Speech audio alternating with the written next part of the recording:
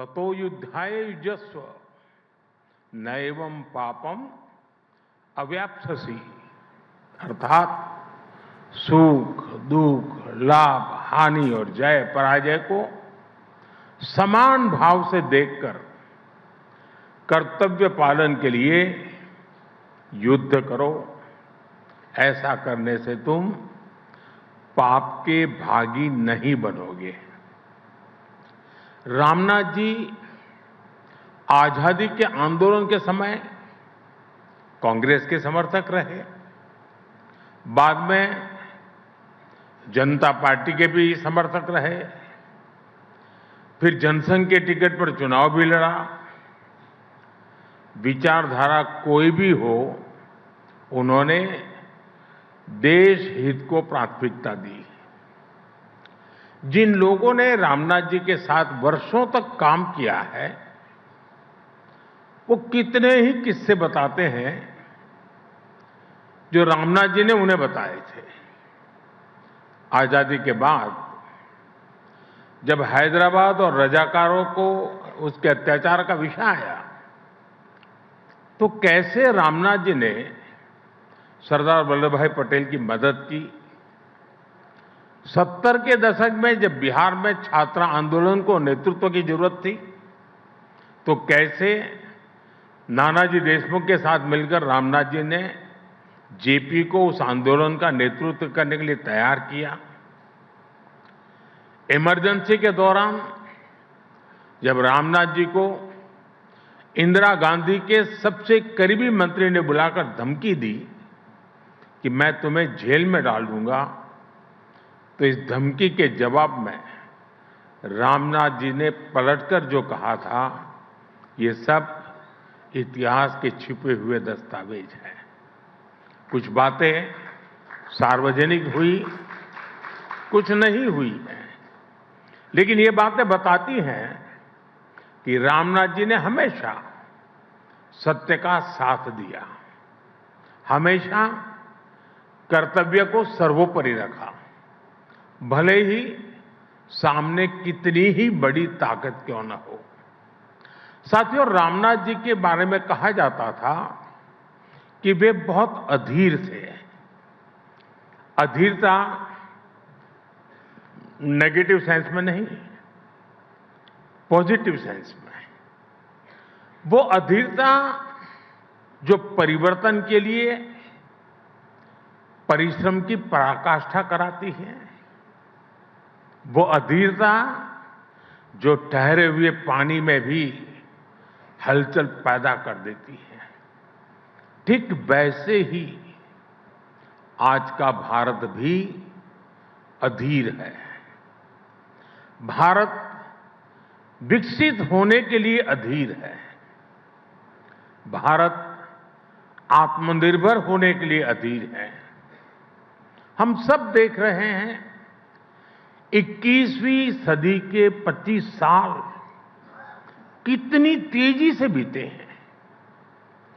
एक से बढ़कर एक चुनौतियां आई, लेकिन वो भारत की रफ्तार को रोक नहीं पाई। साथियों, आपने देखा है कि बीते 4-5 साल कैसे पूरी दुनिया के लिए चुनौतियों से भरे रहे हैं।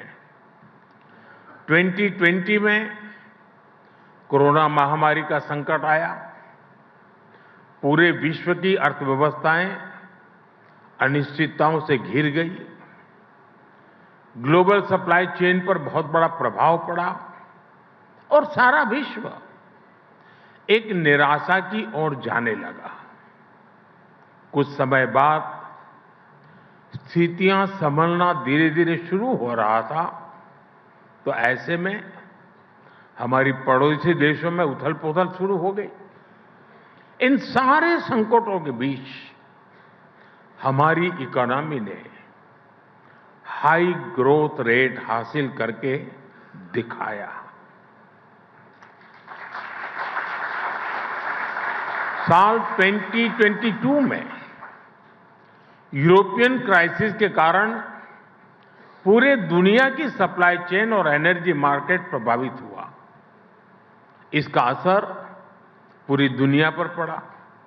इसके बावजूद भी 2022-23 में हमारी इकोनॉमी की ग्रोथ तेजी से होती रही।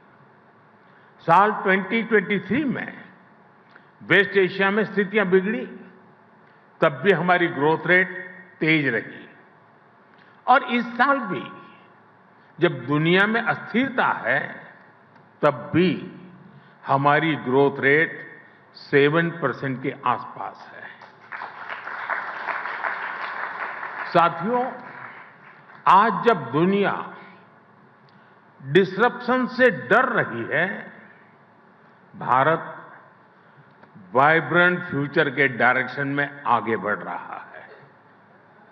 आज इंडियन एक्सप्रेस के इस मंच से मैं कह सकता हूं, भारत सिर्फ एक इमर्जिंग मार्केट ही नहीं है, भारत एक इमर्जिंग मॉडल भी है।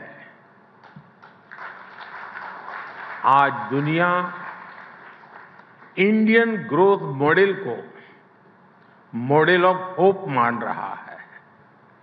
साथियों, एक सशक्त लोकतंत्र की अनेक कसौटियां होती हैं और ऐसी ही एक बड़ी कसौटी लोकतंत्र में लोगों की भागीदारी की होती है। लोकतंत्र को लेकर लोग कितने आश्वस्त हैं, लोग कितने आशावादी हैं, ये चुनाव के दौरान सबसे अधिक दिखता है। अभी 14 नवंबर को जो नतीजे आए, वो आपको याद ही होंगे।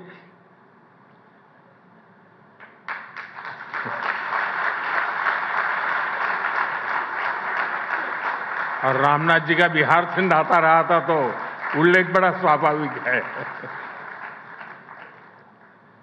इन ऐतिहासिक नतीजों के साथ एक और बात बहुत अहम रही है। कोई भी लोकतंत्र में लोगों की बढ़ती भागीदारी को नजरअंदाज नहीं कर सकता।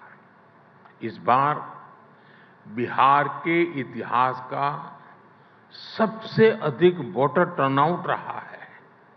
आप सोचिए, महिलाओं का टर्नआउट पुरुषों से करीब 9% अधिक रहा। ये भी लोकतंत्र की विजय है। साथियों, बिहार के नतीजों ने फिर दिखाया है कि भारत के लोगों की आकांक्षाएं, उनकी एस्पिरेशंस कितनी ज्यादा है। भारत के लोग आज उन राजनीतिक दलों पर विश्वास करते हैं जो नेक नियत से लोगों की उन एस्पिरेशंस को पूरा करते हैं, विकास को प्राथमिकता देते हैं। और आज इंडियन एक्सप्रेस के इस मंच से मैं देश की हर राज्य सरकार को, हर दल की राज्य सरकार को बहुत विनम्रता से कहूंगा, लेफ्ट राइट सेंटर, हर विचार की सरकार को मैं आग्रह से कहूंगा, बिहार के नतीजे हमें ये सबक देते हैं कि आप आज किस तरह की सरकार चला रहे हैं। ये आने वाले वर्षों में आपके राजनीतिक दल का भविष्य तय करेंगे। आरजेडी की सरकार को बिहार के लोगों ने 15 साल का मौका दिया। लालू यादव जी चाहते तो बिहार के विकास के लिए बहुत कुछ कर सकते थे, लेकिन उन्होंने जंगल राज का रास्ता चुना। बिहार के लोग इस विश्वासघात को कभी भूल नहीं सकते। इसलिए आज देश में जो भी सरकारें हैं, चाहे केंद्र में हमारी सरकार है या फिर राज्यों में अलग अलग दलों की सरकारें हैं, हमारी सबसे बड़ी प्राथमिकता सिर्फ एक होनी चाहिए, विकास, विकास और सिर्फ विकास।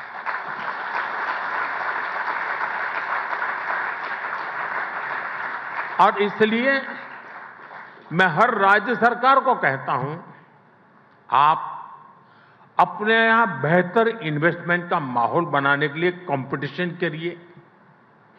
आप ईज ऑफ डूइंग बिजनेस के लिए कंपटीशन करिए। डेवलपमेंट पैरामीटर्स में आगे आने के लिए कंपटीशन करिए। फिर देखिए जनता कैसे आप पर अपना विश्वास जताती है। साथियों, बिहार चुनाव जीतने के बाद कुछ लोगों ने, मीडिया के कुछ मोदी प्रेमियों ने फिर से ये कहना शुरू किया है, भाजपा मोदी हमेशा 24/7 इलेक्शन बोर्ड में ही रहते हैं। मैं समझता हूं चुनाव जीतने के लिए इलेक्शन मोड नहीं, 2400 घंटे इलेक्शन मोड में रहना जरूरी होता है। इमोशनल मोड में रहना जरूरी होता है, इलेक्शन मोड में नहीं।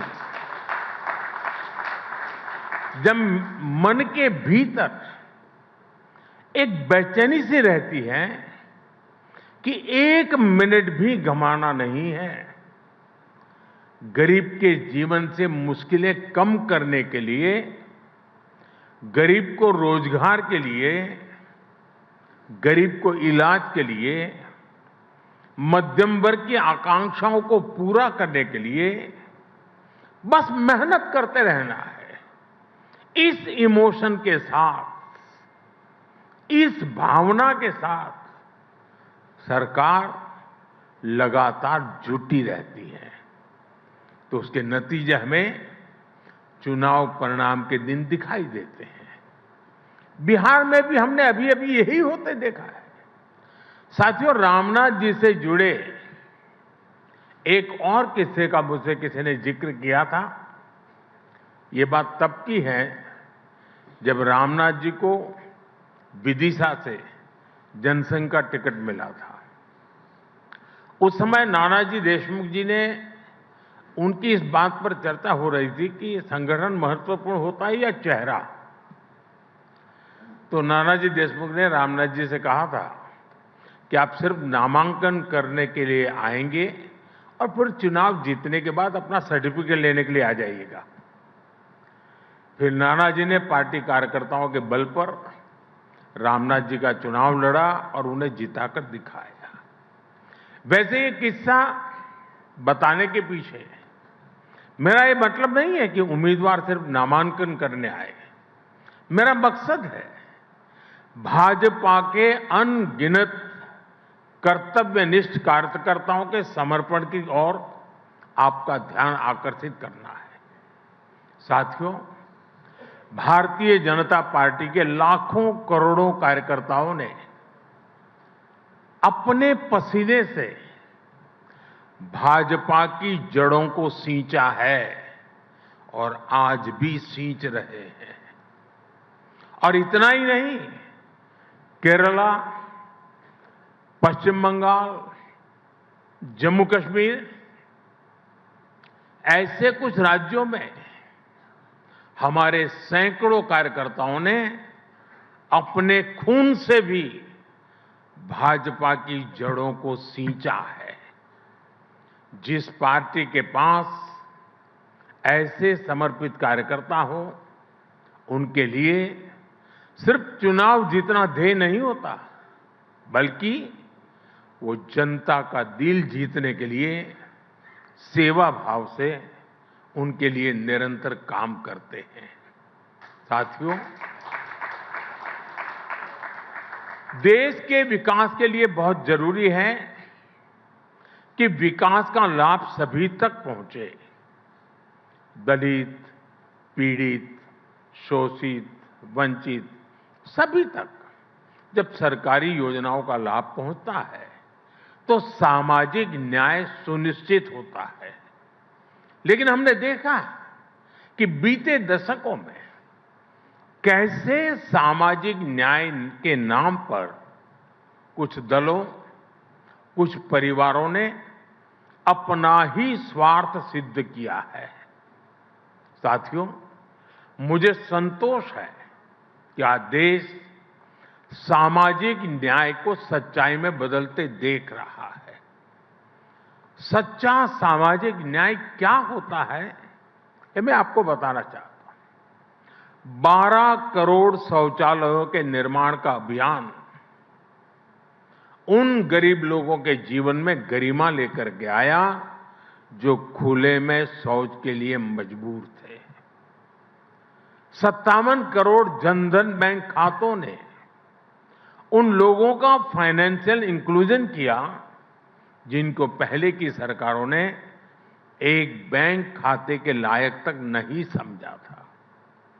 4 करोड़ गरीबों को पक्के घरों ने गरीबों को नए सपने देखने का साहस दिया, उनकी रिस्क टेकिंग कैपेसिटी बढ़ाई है। साथियों, बीते 11 वर्षों में सोशल सिक्योरिटी पर जो काम हुआ है वो अद्भुत है। आज भारत के करीब 94 करोड़ लोग सोशल सिक्योरिटी नेट के दायरे में आ चुके हैं। और आप जानते हैं 10 साल पहले क्या स्थिति थी? सिर्फ 25 करोड़ लोग सोशल सिक्योरिटी के दायरे में थे, आज 94 करोड़ हैं। यानी सिर्फ 25 करोड़ लोगों तक सरकार की सामाजिक सुरक्षा योजनाओं का लाभ पहुंच रहा था। अब ये संख्या बढ़कर 94 करोड़ पहुंच चुकी है। और यही तो सच्चा सामाजिक न्याय है। और हमने सोशल सिक्योरिटी नेट का दायरा ही नहीं बढ़ाया, हम लगातार सैचुरेशन के मिशन पर काम कर रहे हैं। यानी किसी भी योजना के लाभ से एक भी लाभार्थी छूटे नहीं। और जब कोई सरकार इस लक्ष्य के साथ काम करती है, हर लाभार्थी तक पहुंचना चाहती है, तो किसी भी तरह के भेदभाव की गुंजाइश भी खत्म हो जाती है। ऐसे ही प्रयासों की वजह से पिछले 11 साल में 25 करोड़ लोगों ने गरीबी को परास्त करके दिखाया है। और तभी आज दुनिया भी ये मान रही है, डेमोक्रेसी डिलीवर्स। साथियों, मैं आपको एक और उदाहरण दूंगा। आप हमारे एस्पिरेशनल डिस्ट्रिक्ट प्रोग्राम का अध्ययन करिए। देश के 100 से अधिक जिले ऐसे थे जिन्हें पहले की सरकारें पिछड़ा घोषित करके भूल गई थी।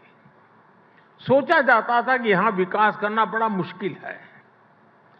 अब कौन सर खपाए ऐसे जिलों में?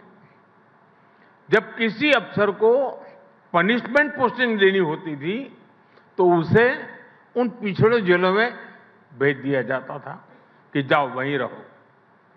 आप जानते हैं इन पिछड़े जिलों में देश की कितनी आबादी रहती थी? देश के 25 करोड़ से ज्यादा नागरिक इन पिछड़े जिलों में रहते थे। साथियों, अगर ये पिछड़े जिले पिछड़े ही रहते तो भारत अगले 100 साल में भी विकसित नहीं हो पाता। इसलिए हमारी सरकार ने एक नई रणनीति के साथ काम करना शुरू किया। हमने राज्य सरकारों को ऑन बोर्ड लिया।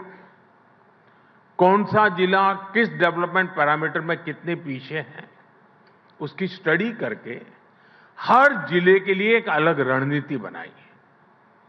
देश के बेहतरीन अफसरों को, ब्राइट और इनोवेटिव यंग माइंड्स को वहां नियुक्त किया।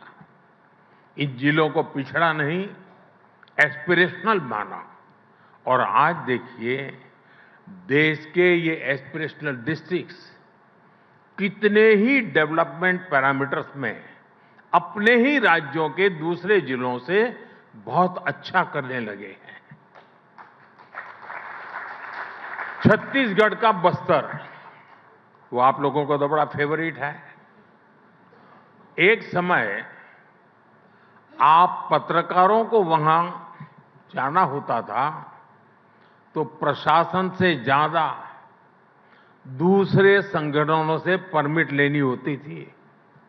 लेकिन आज वही बस्तर विकास के रास्ते पर बढ़ रहा है। मुझे नहीं पता कि इंडियन एक्सप्रेस ने बस्तर ओलंपिक को कितनी कवरेज दी, लेकिन आज रामनाथ जी ये देखकर बहुत खुश होते हैं कि कैसे बस्तर में अब वहां के युवा बस्तर ओलंपिक जैसे आयोजन कर रहे हैं। साथियों, जब बस्तर की बात आई है तो मैं इस मंच से नक्सलवाद यानी माओवादी आतंक की भी चर्चा करूंगा। पूरे देश में नक्सलवाद माओवादी आतंक का दायरा बहुत तेजी से सिमट रहा है, लेकिन कांग्रेस में ये उतना ही सक्रिय होता जा रहा था। आप भी जानते हैं, बीते 5 दशकों तक देश का करीब करीब हर बड़ा राज्य माओवादी आतंक की चपेट में रहा। लेकिन ये देश का दुर्भाग्य था कि कांग्रेस भारत के संविधान को नकारने वाले माओवादी आतंक को पालती पोसती रही और सिर्फ दूर दराज के क्षेत्रों में, जंगलों में ही नहीं, कांग्रेस ने शहरों में भी नक्सलवाद की जड़ों को खाद पानी दिया। कांग्रेस ने बड़ी बड़ी संस्थाओं में अर्बन नक्सलियों को स्थापित किया। साथियों, 10-15 साल पहले कांग्रेस में जो अर्बन नक्सली माओवादी पैर जमा चुके थे, वो अब कांग्रेस को मुस्लिम लीगी माओवादी कांग्रेस एमएमसी बना चुके हैं।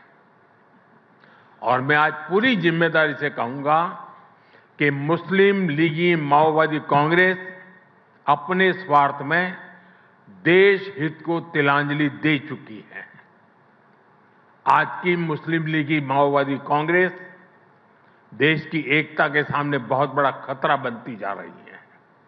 साथियों, आज जब भारत विकसित बनने की एक नई यात्रा पर निकल पड़ा है, तो रामनाथ गोयनका जी की विरासत और भी प्रासंगिक है।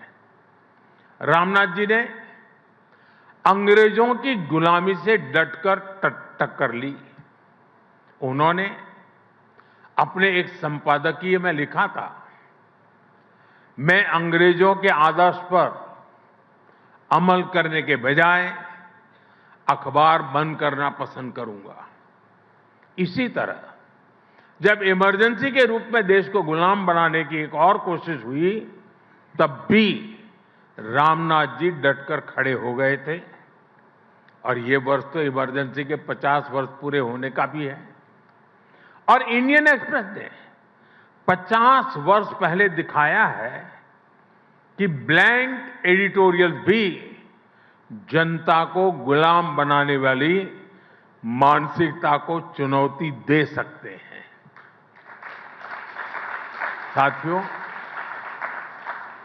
आज आपके इस सम्मानित मंच से मैं गुलामी की मानसिकता से मुक्ति के इस विषय पर भी विस्तार से अपनी बात रखूंगा। लेकिन इसके लिए हमें 190 इयर्स पीछे जाना पड़ेगा। 1857 के स्वतंत्रता संग्राम से भी पहले वो साल था 1835। 1835 में ब्रिटिश सांसद थॉमस बेबिंगटन मैकाले ने भारत को अपनी जड़ों से उखाड़ने के लिए एक बहुत बड़ा अभियान शुरू किया था। उसने ऐलान किया था, मैं ऐसे भारतीय बनाऊंगा, वो दिखने में तो भारतीय होंगे लेकिन मन से अंग्रेज होंगे। और इसके लिए मैकाले ने भारतीय शिक्षा व्यवस्था में आमूलचूल परिवर्तन नहीं